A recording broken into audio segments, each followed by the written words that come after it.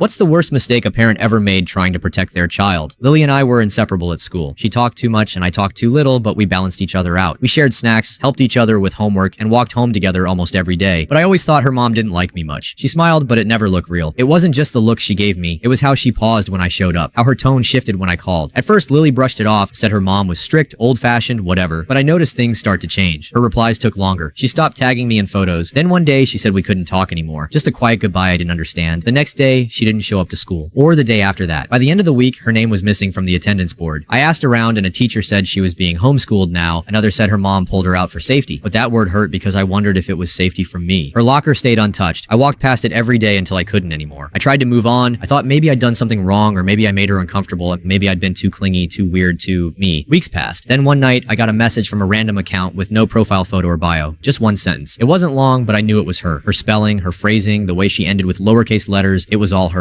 She said she wasn't allowed outside anymore, and her mom took her phone and blocked everyone, and the house was locked from the outside, so I asked her questions. But she answered in short, nervous replies. She said she tried to tell her mom something about her stepdad, but her mom screamed at her and told her she was lying and not to speak of it again. After that, she wasn't allowed out, but she found an old tablet, and that's how she messaged me. She didn't ask me to save her, but she just wanted someone to know. I saved the screenshots and went straight to the school counselor the next morning. She took one look and picked up the phone. By the end of the day, the police had traced Lily's IP address to a small property outside town. I wasn't allowed to go, but I waited near the gate, pacing in the rain until the sky went dark. I checked the news that night and there it was. A headline, a photo, and a truth I wasn't ready for. She had been found in a locked room with no windows, and the report said she hadn't left the house in almost a month, and her stepdad was arrested. The charges were serious. He had been essaying her, and every time she tried to speak, her mother shut her down. She called her a liar and told her to stop saying disgusting things about the man who feeds this family, so Lily stopped talking. But her mom was charged too, for failing to protect her, for watching her own daughter rot inside a room while sleeping next to the man who broke her. I sat on my bed and stared at my screen. The same woman who told everyone I was a threat, who banned her daughter from talking to me because I seemed off, had been sleeping next to the real danger. The one hurting Lily wasn't outside their home, he was living in it, and the one person who tried to stop it got pushed away. Me. I didn't hear from Lily for a while. She was staying in a safe house with people who could help. She didn't have her tablet anymore, or her drawings, or the earrings we bought together at the mall last year. She had nothing, and I felt useless. But a few weeks later, I got a message. It was short. A voice note no longer than 10 seconds. Her voice was soft and cracked, but it said exactly what I needed to hear. She thanked me and told me she remembered me when she felt invisible and without me, no one would have come, and I cried. Not because I was proud or because I saved her, but because I almost believed them. I almost believed I was the problem, but now I know better.